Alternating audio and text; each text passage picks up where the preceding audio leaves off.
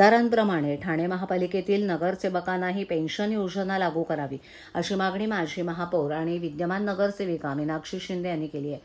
नगरसेवक पदावर कार्यरत असताना त्यांना निश्चित पगार किंवा निवृत्तीनंतर आर्थिक सुरक्षितता उपलब्ध नसल्यानं त्यांना पेन्शन योजना लागू करणं आवश्यक असल्याचं मीनाक्षी शिंदे यांचं म्हणणं आहे। या संदर्भात धोरण निश्चित करताना किमान नगरसेवक पदाची 2 वर्ष पूर्ण केलेल्या नगरसेवकांना ही योजना लागू करावी अशी मागणी महापौर शर्मिला पिंपळकर यांच्याकडे केली आहे। आमदारांप्रमाणेच नगरसेवकांनाही पेन्शन योजना लागू करावी यासाठी नगरसेविका मीनाक्षी शिंदे यांनी 2017 साली देखील तत्कालीन मुख्यमंत्र्यांना पत्र देऊन या संदर्भात मागणी केली होती। आता पुन्हा एकदा त्यांच्याकडून या महत्त्वाच्या विषयांवर प्रस्तावाची सूचना देण्यात आली आहे। महापौरांना दिलेल्या पत्रात शिंदे यांनी अनेक महत्त्वाच्या मुद्द्यांकडे महापौरांचं लक्ष वेधलं। ठाणे महापालिकेचे लोकप्रतिनिधी प्रभागातील विकास कामांसाठी, नागरिकांच्या विविध समस्या सोडवण्यासाठी तसंच सामाजिक सेवेसाठी सातत्यानं प्रयत्नशील असतात।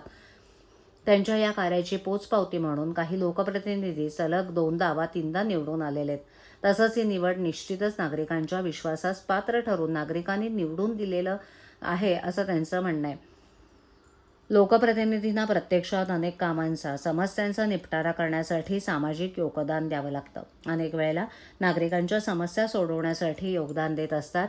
त्यामुळे प्रभागातील समस्यांचं निराकरण, नागरिकांच्या समस्या सोडवण्याची जबाबदारी पार पाडण्यासाठी लोकप्रतिनिधींना सामाजिक बांधिलकीची जाणीव असणं आवश्यक आहे। त्यामुळे प्रभागातील विविध विकास कामं, नागरिकांच्या काही समस्या यांचं निराकरण करण्यासाठी प्रयत्नशील असतात, परंतु त्याकरता त्यांना स्वतःचा वेळ आणि खर्च करून कामांची पूर्तता करावी लागत असल्याचं मीनाक्षी शिंदे यांनी म्हटलं आहे।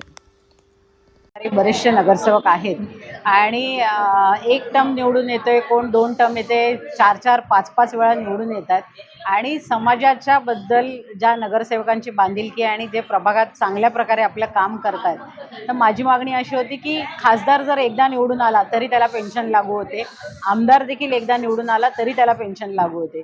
असं जर होत असेल तर मला असं वाटतं की ग्राउंड लेवलला काम करणारा हा नगरसेवक असतो आणि त्याच्यामुळे नगरसेवकांवर का अन्याय, नगरसेवकांना देखील अशा प्रकारे पेन्शन देण्यात यावी अशी माझी मागणी आहे।